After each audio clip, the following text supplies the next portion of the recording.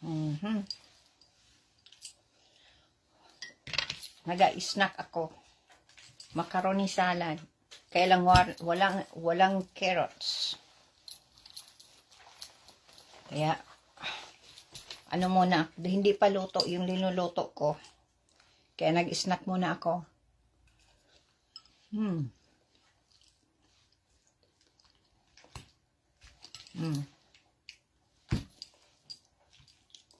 Hindi masarap pag walang carrots.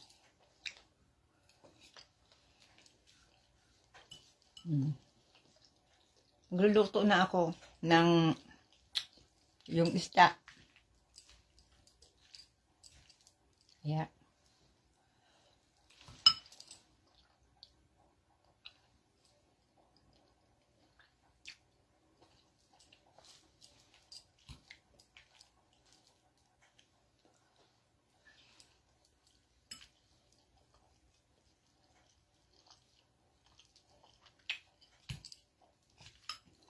Kailangan maging masaya kahit wala kang kaibigan.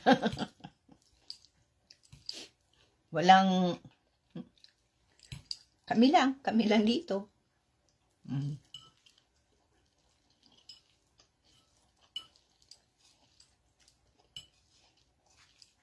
Maging masaya.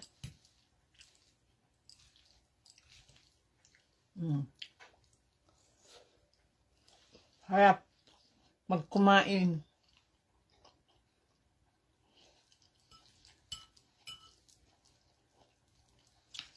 Ang pagluto ng isda, matagal talaga.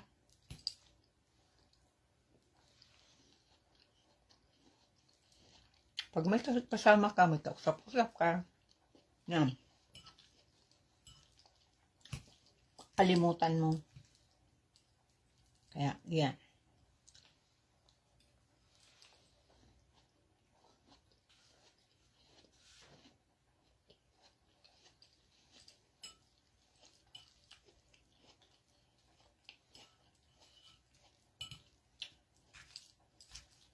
Yan ang aking, may ano to, carrots. Carrot. May pineapple.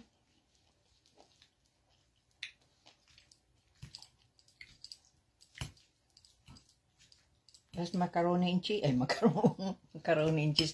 Maluto kasi ako macaroni and cheese. Ano ito, oh. Pinadala ko nito si Ate Ami.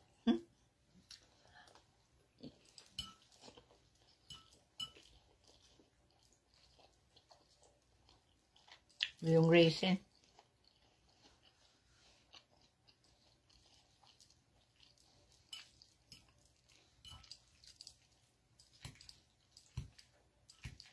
You know, maganda sa pakiramdam kapag yung pamilya mo na-appreciate ka, yung masaya sila yung masaya sila sa kahit kaunting ano yan, na kayanan ko, masaya sila, maano sa damdamin.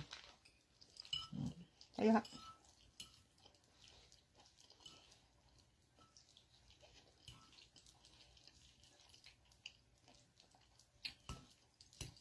kahit hindi ako mayaman, tatry ako na para sa pamilya ko.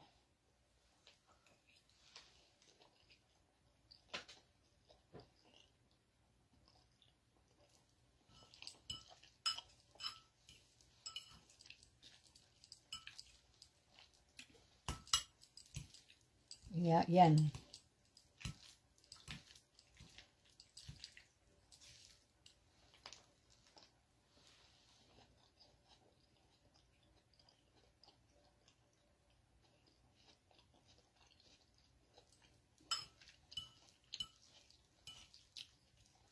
Kakagutom. Ano lang kinain ko kanina?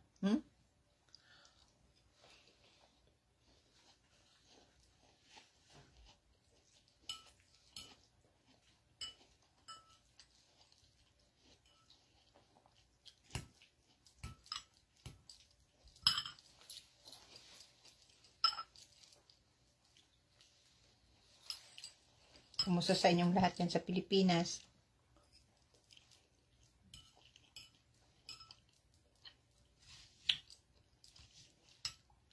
Sana wala nang bagyo.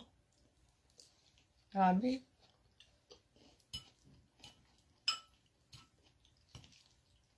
Kakatakot pag yung grabing tubig. Grabe talaga. Kakatakot. Dapat ang mga bahay ng mga tao tulad nung panahon. May yan may silong.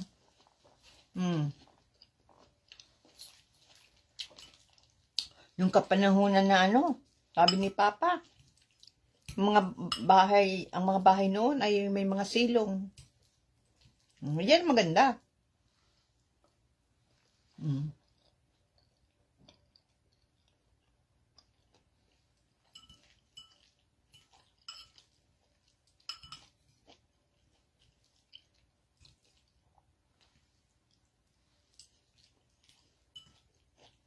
Kasi kapag palaging binabaha, palagi yan excuse me, paulit-ulit yan na mababaha. Kaya mangyari, dapat, taasan na yung nila, yung bahay nila. Para hindi na sila bahain.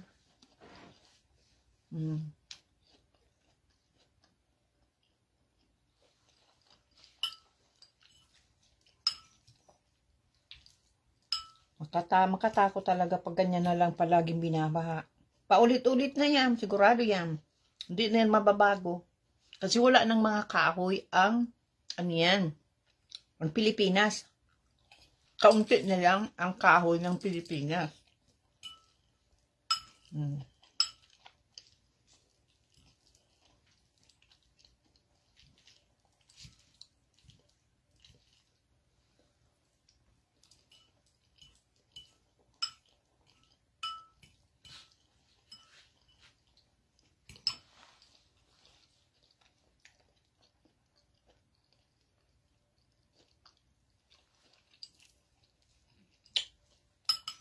Napabayaan kaya na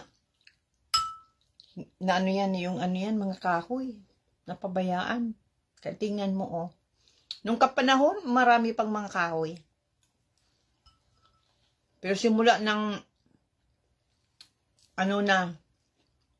wala ng mga kahoy. Yan.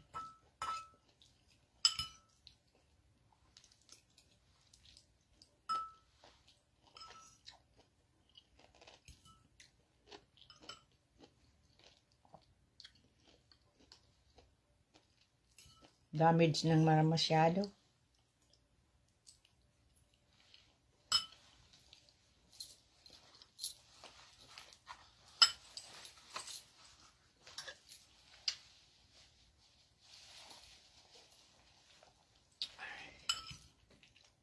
Mamaya yan, ilang buwan na naman. Baha na naman. Grabe. Kawawa yung mga tao.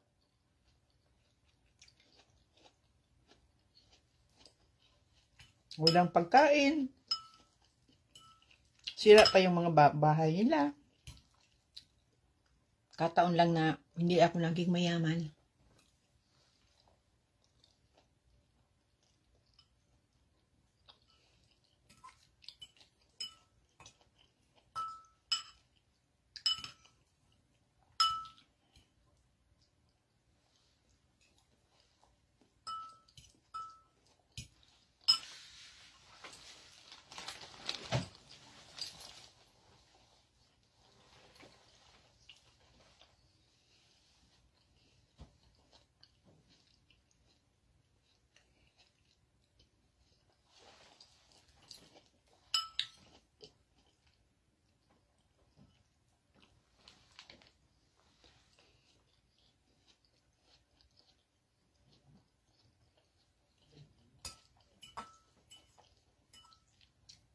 Hindi pala ako nakaluto ng ano ko. Yung kamuti ko. Bukas na lang.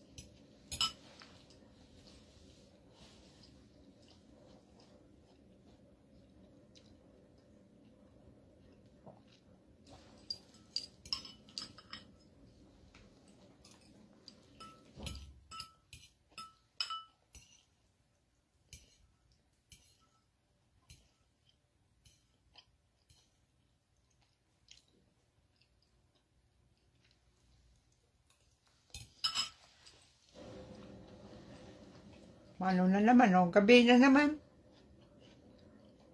Madilim na naman.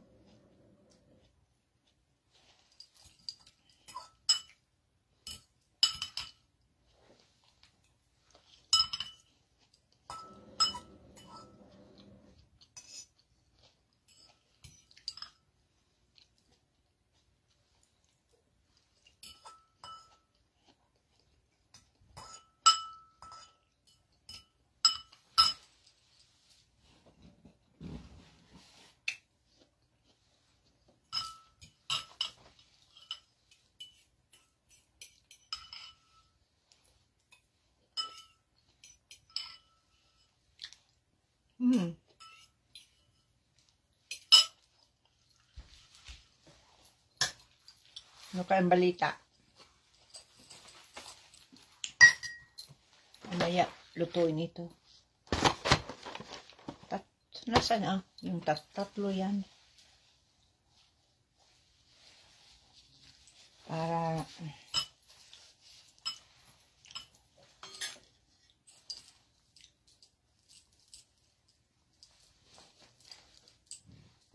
Excuse me.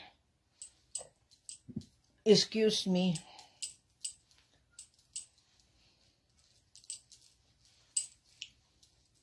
Na-miss ko rin yung ano ko, yung mga buhok ko nung panahon. Kaya lang, wala na, hindi na yan, ano yan. Blessing at may ano ako ngayon, may buhok.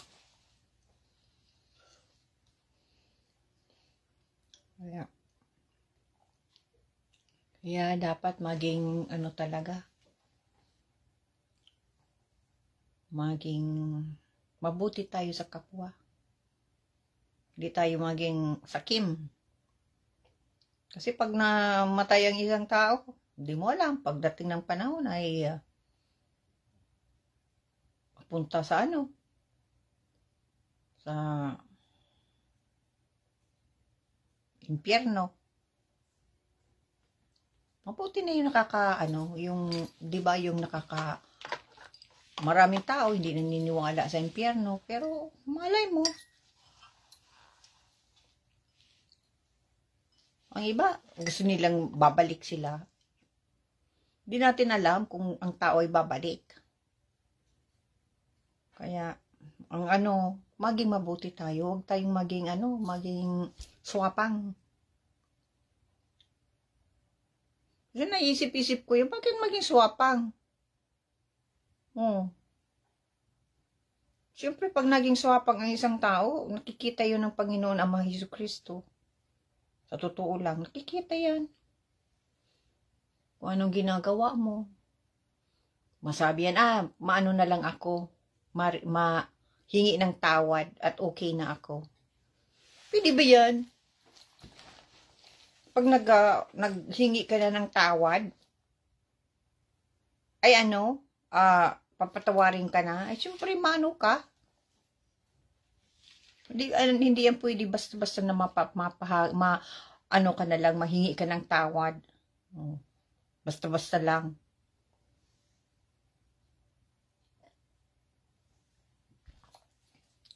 Kaya, ano yan, naisip-isip ko yan. Bakit? Na ano, yung nangyari kay AJ. So, tingnan mo, aga-aga yun na pakinggan ko. Pinano. Sinong maniniwala niya na mayaman? Milyonarya yan. Mapira. O, tingnan mo, nagkasakit.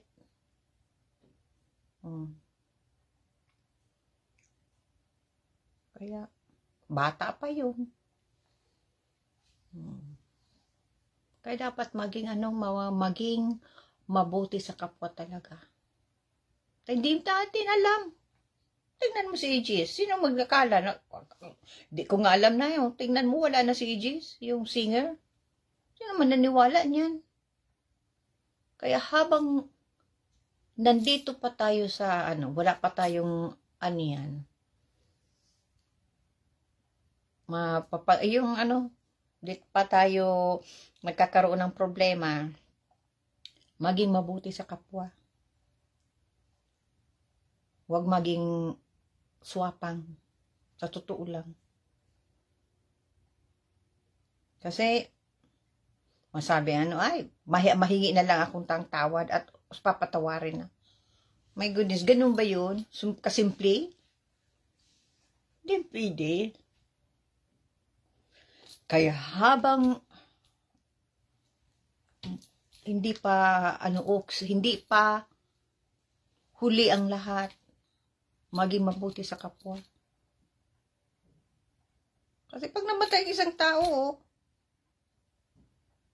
ano mangyayari? Makadadala niya yung lahat ng pera niyang iyan. Siyempre pa yung iba na naghinanakit, hindi na sila papansinin. Nag-iisa sila. Hindi sila papansinin. Kasi yung hinanakit na ginawa nila sa kapwa, hindi na sila papansinin. Paano? Nag-iisa na lang sila. Malalaman yan pag nag-iisa. Lalo na kung wala nang kadamay-damay, yan. Yeah.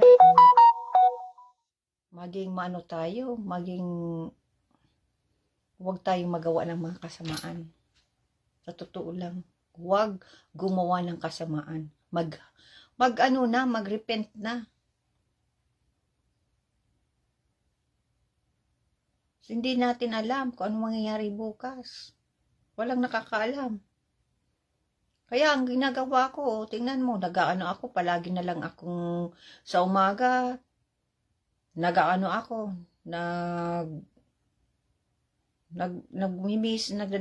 ako ng misa. Kasi ang iba hindi naniniwala niyan. Pero para sa akin, naniniwala ako. Kasi walang mamamasama na mag-repent, makinig ng misa, ng mga homily. Yan. Kaya yan ang ang pinapanood ko. Yan, yan. Kaya, saka maging tayo sa kapwa natin, sa pamilya natin. Huwag tayong maging swapang sa pamilya natin. Maging mabuti tayo sa iba, pero sa pamilya mo, hindi. Paano pag namatay?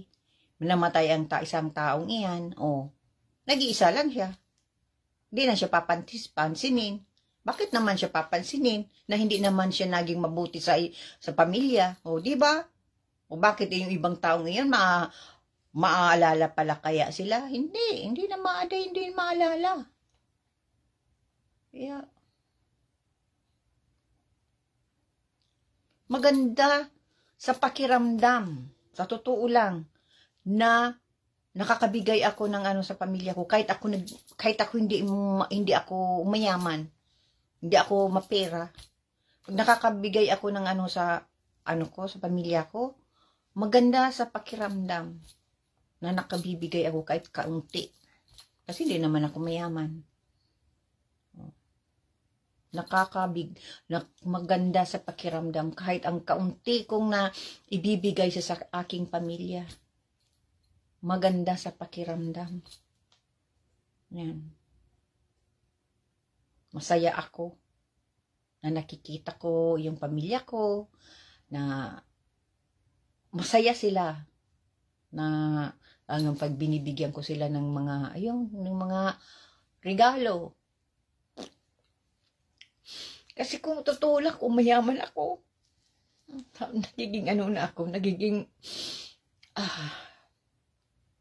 nagiging tawad nun, naging emotional na. Kasi siyempre, mahal ko yung mga pamilya ko. Mahal ko sila. Kahit kaunti lang na naibibigay ko sa kanila, masaya na ako. Blessing nga at hindi ako naging mayaman. Sabi nga ng oncologist ko, kahit yung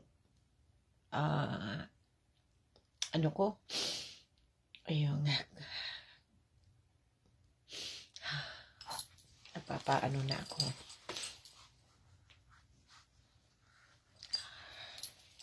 Sabi sa akin, wag mo nang isipin yung mga ginawa sa iyo.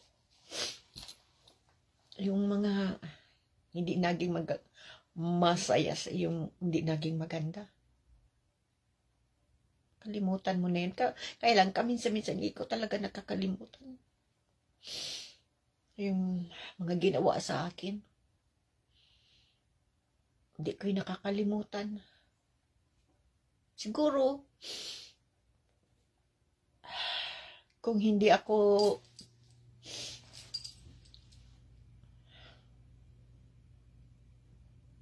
pinagkaitan dito sa Canada,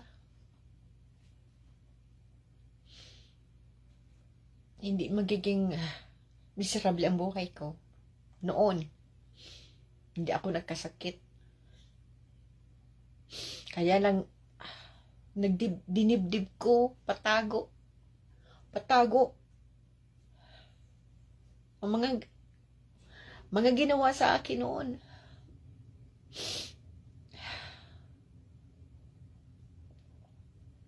Patago na, mga ginawa sa akin. Yun, nagka-counseling ako.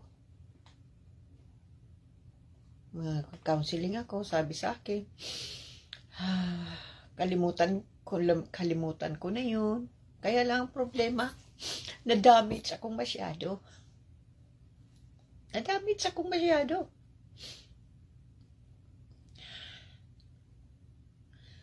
Damage. Sinira ang buhay ko. Na-damage ang buhay ko.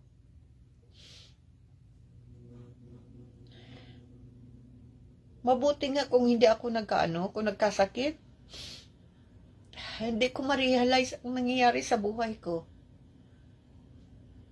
Siguro blessing na nagkasakit ako. Kasi hindi ko na-realize ang lahat na nangyari sa buhay ko. Kasi yung panahon na yun ay nag-self-destruct ako ng maraming taon.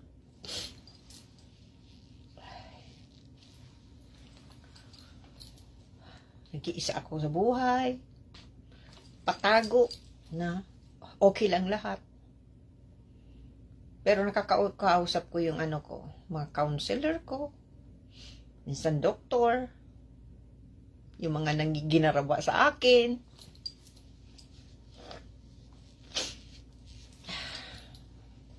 Hindi man lamang nag-sorry sa akin. Hindi man lamang nag-sorry.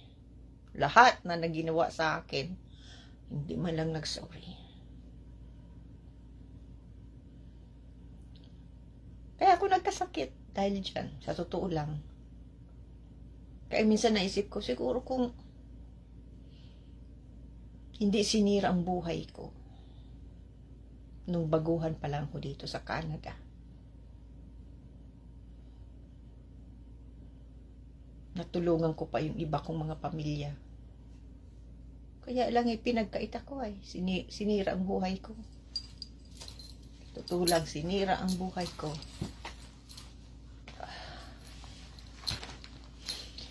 Ang nakakaalam lang na sinira ang buhay ko, counselor.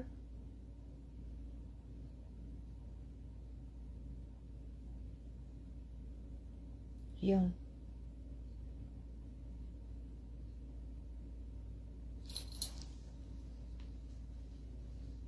Yan ang doktor. Yan.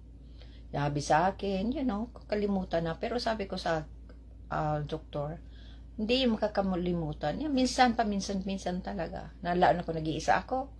Yung palagang yan, naalala ko.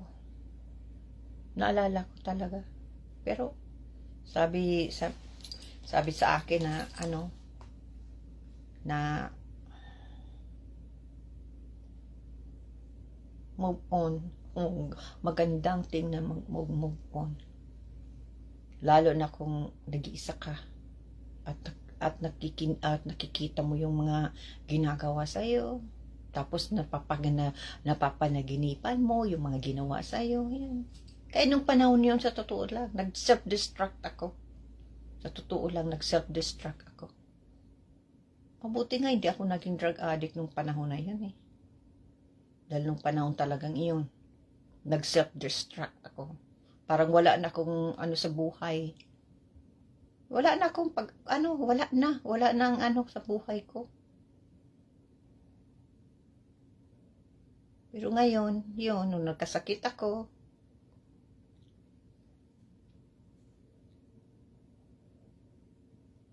yan, na-realize ko na sinisira ko palang buhay ko. Na nag-self-destruct ako. Yan. Kaya ngayon, minsan pag naano ko, sana naging okay ang lahat sa buhay ko. Kaya lang hindi na yun may babalik. Pero yung damage, nandyan pa rin talaga. Hindi yan mababago. Hindi yan mababago. Lalo na kung nakikita mo yung taong nag-damage sa iyo. Talagang hindi mo makikita. Ay makakalimutan yung taong nag-damage sa buhay mo. Parang pinapaano lang, yung parang okay, lang, yung parang walang nangyari.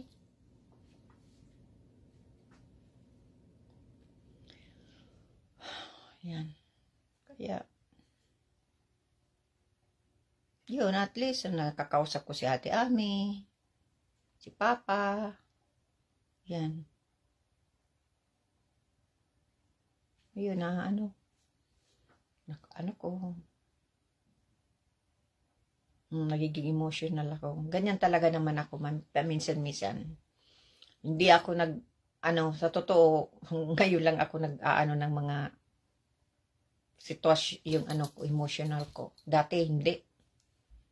Hindi ako pero ayokong mag-pretend na kaya, yun.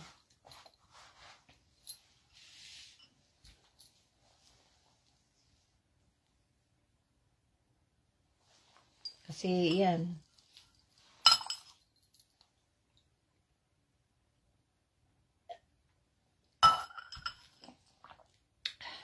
Kaya sana yung mga taong sa akin, nagsira sa buhay ko, maghingi ng ng tawad. Maghingi ng tawad, hindi yung mag-pretend na walang nangyari. Kasi kung sino ang for example, kung ako ang kung ako ang mauna, at kung iba ang nauna, Hindi nila mararamdaman mga ginawa nila. Yan.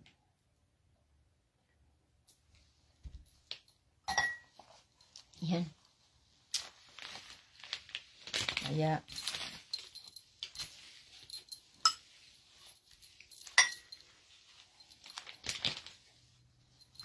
bakit kay ganon? Kung sino ang maswapang, natatawa na lang ako. Kung sino yung maswapang, walang walang remorse.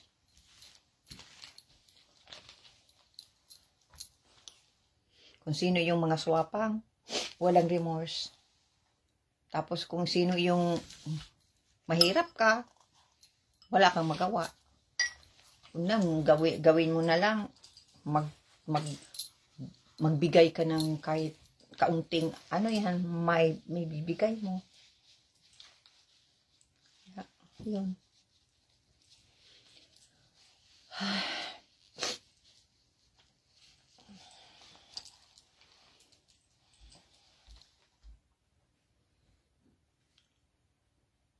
Kaya yan. Yan ang ko. Sabi sa akin ng ko, ng doktor sa akin.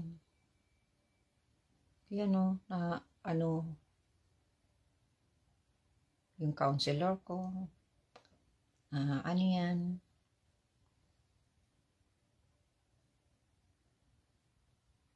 Pasalamat nga, hindi ako naging talaga, yung inano ko yung sarili ko. Yung mga, yan, mga ginawa sa akin. Kasi na-damage talaga ako masyado. Minsan, panaginip ko, apektado. Minsan, pag nag-iisa ako, naalala ko. Yun. Kaya, mabuti nga at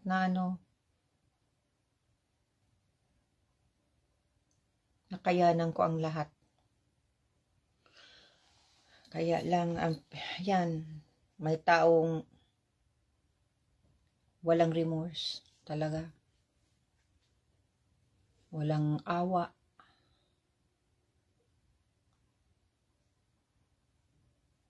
Kaya, yun. Sana patawarin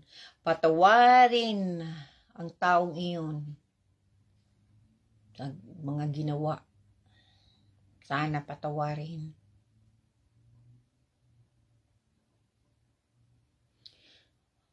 Sana dapat iyon. Kaya kayo, maging mabuti kayo sa kapwa. Huwag kayong maging swapang. Maging sa pamilya nyo. Sa magulang nyo. Maging mabuti kayo sa magulang nyo habang buhay pa ang magulang nyo. Kasi pagpatay ng isang tao, ang magulang, mapaiyak-iyak, pagkatapos mapakita pa na may mga kabaong. Anong kwenta nun? Ang pagpakita ng mabuti, yung magulang. Magpakita ng mabuti sa magulang.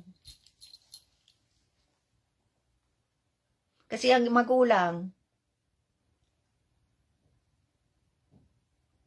yan, lalo na kung naging mabuti sa yung magulang mo. Yan, hindi lang yung nagkikibo.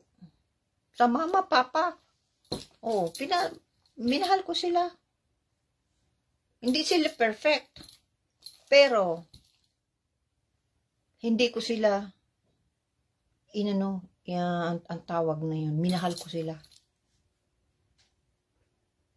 Minahal ko ang magulang ko. Hindi ko sila, na, yung, hindi in-appreciate yung magulang mo. Yung parang, Wala kang pakialam sa magulang mo. Yun. Kaya kayo, habang magulang pa kayo, mahalin nyo ang iyong ina, ang iyong ama. Kasi, kapag wala na yung magulang, yung perang iyan, walang kwenta yan, lalo na kung patay ng isang tao. Kaya dapat maging kayo, maging mabuti sa iyong kapwa, sa iyong mga kapatid, sa iyong magulang. Kapag ang iyong kapatid na naghihirap, tulungan. Kung ang iyong magulang, maging mabuti. Kahit hindi pa sila perfect na magulang, magpakita ng ng mabuting yung magulang. Ako, mahal ko ang magulang ko. Mahal ko sa papa, mahal ko sa mama. Kahit hindi sila perfect, pero minahal ko sila. Hindi ko sila yung kinasoklaman sila. Hindi ko yun kinasoklaman dahil mahal ko sila. Mahal ko ang aking mga magulang. Mahal ko ang mga kapatid ko. Yan. Well, I'm gonna go ahead and do some stuff. Okay. Kaya sana maging mabuti rin sa mga kapatid na huwag maging sakim. Huwag maging swapang. Yan, kasi hindi yan magugusto ang Panginoon ang Jesucristo. Hindi yan magugusto. Tumitingin lang yan. Tumitingin lang yan na yan, kung ano ang ginagawa nyo sa sa kapwa nyo, sa magulang nyo. Yan. Maging mabuti kayo sa inyong magulang, sa inyong kapatid, lalo na kung walang-wala. Yan. Kasi, paano kung yun nangyari sa akin na walang-wala ako tapos yung pamilya ko hindi maano sa yun, yung bagang swapang. Niyan, ang Panginoon naman Jesucristo. Kung hindi sila naniniwala dyan, walang yan, bahala sila. Kaya, yun, pinaano ko na maging mabuti kayo sa iyong kapwa. Huwag maging sakim, huwag maging swapang. Maging mabuti. Yan, sana at maniwala sa Panginoon Ama Jesucristo. Yan, kasi ang lahat ng